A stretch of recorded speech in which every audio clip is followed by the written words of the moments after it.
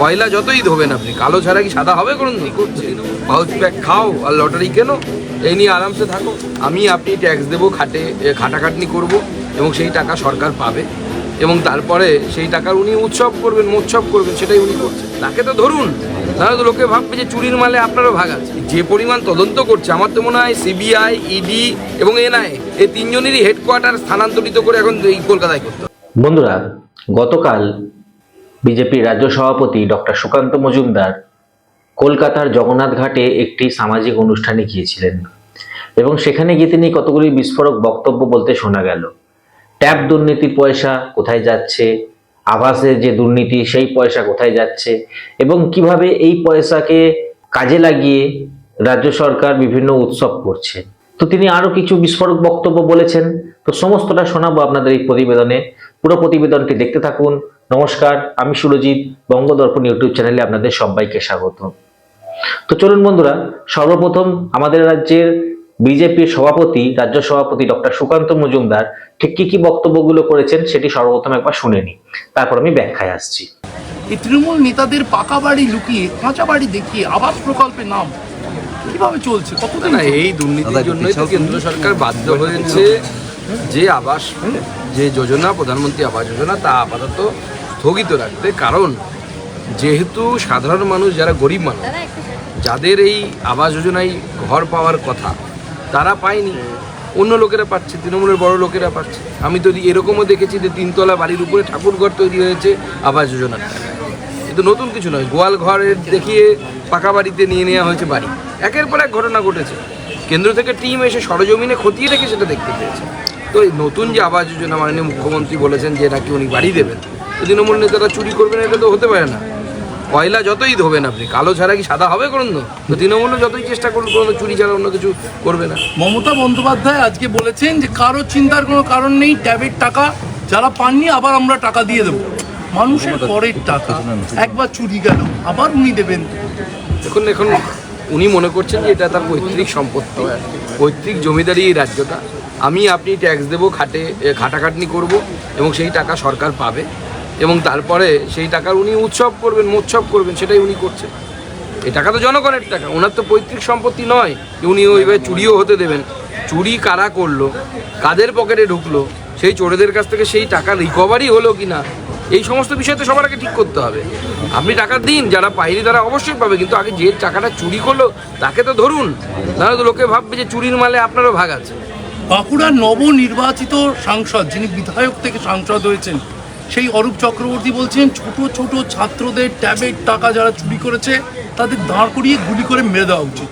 এই অপরাধের কোনো ক্ষমা নেই, যে গুলি করার নিদান তৃণমূল সাংসদের ট্যাবের টাকা চুরিতে, কীভাবে দেখছেন? ওনার নিজের দলের লোকেরাই চুরি করেছে, নিশ্চয়ই বিরোধী গোষ্ঠীর লোকেরা ওনার জেলাতে চুরি করেছে, ওই জন্য উনি গুলি মারার নিদান দিয়েছে।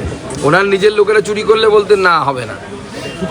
আজকে আবার কলকাতা শহরে লটারির দুর্নীতি কেন্দ্র করে বহু টাকা দেখা গেল এবং সেই টাকা গুনতে আবার ব্যাংক থেকে মেশিন গেল, কীভাবে দেখছেন? দেখুন, কলকাতায় এই দৃশ্য এখন আম হয়ে গেছে।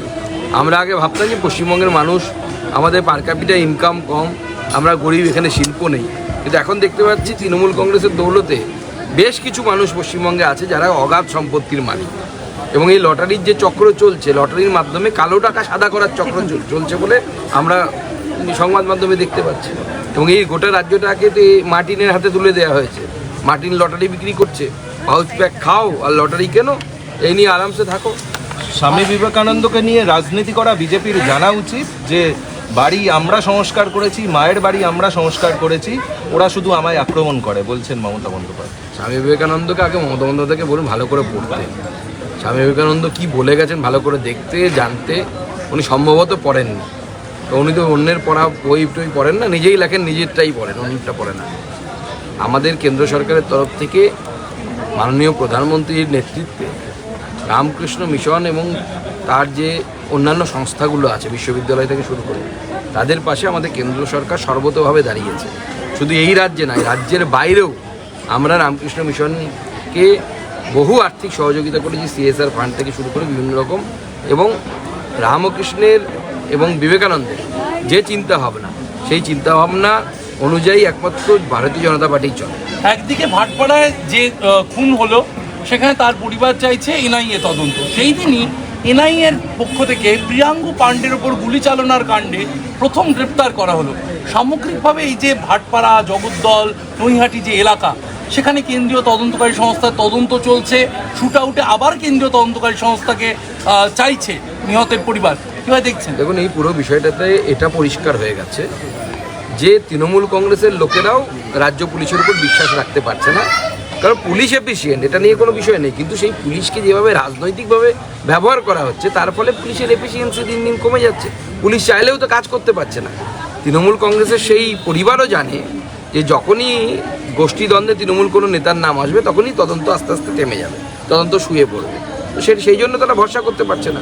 এখন কেন্দ্রীয় তদন্তকারী সংস্থায় এনআইএ থেকে শুরু করে সিবিআই থেকে শুরু করে ইডি যে পরিমাণ তদন্ত করছে, আমার তো মনে হয় সিবিআই, ইডি এবং এনআইএ এই তিনজনেরই হেডকোয়ার্টার স্থানান্তরিত করে এখন এই কলকাতায় করতে হবে। যেভাবে একের পর এক সিবিআই তদন্ত বা ইডি তদন্ত আমরা গত কয়েক বছর ধরে দেখেছি, এনআইএর ক্ষেত্রেও দেখা যাচ্ছে পশ্চিমবঙ্গে একাধিক তদন্ত। আপনি একটু আগে যে কথা বললেন, ভরসা কতটা রাখছেন যে সিবিআই বা ইডি তদন্ত যেভাবে দীর্ঘদিন ধরে চলছে, এনআইএ তদন্তেও কি সিবিআই, ইডি বা এনআইএ যাই হোক না কেন, তদন্ত দীর্ঘদিন ধরে চলে না। তদন্তের সাথে যে বিচার প্রক্রিয়াটা চলে সেই বিচার প্রক্রিয়াটা দীর্ঘদিন ধরে চলতে থাকে।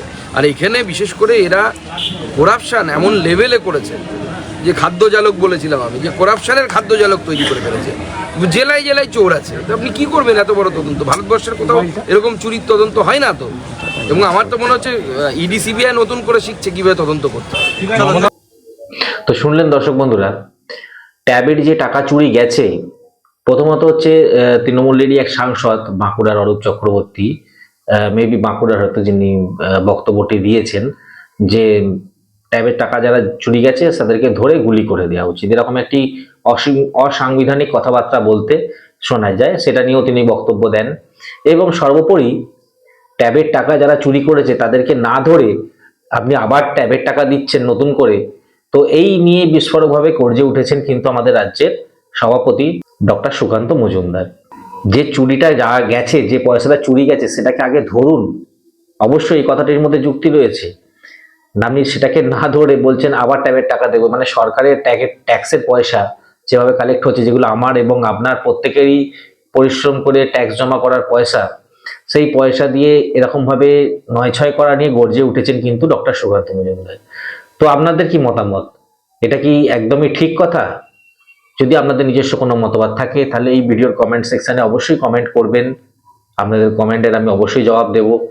ভিডিওটি ভালো লাগলে লাইক করবেন, শেয়ার করবেন, আর আমাদের এই ছোট্ট চ্যানেলটি সাবস্ক্রাইব করে পাশে থাকবেন এরকমই নিউজের প্রতিনিয়ত আপডেট পাওয়ার জন্য।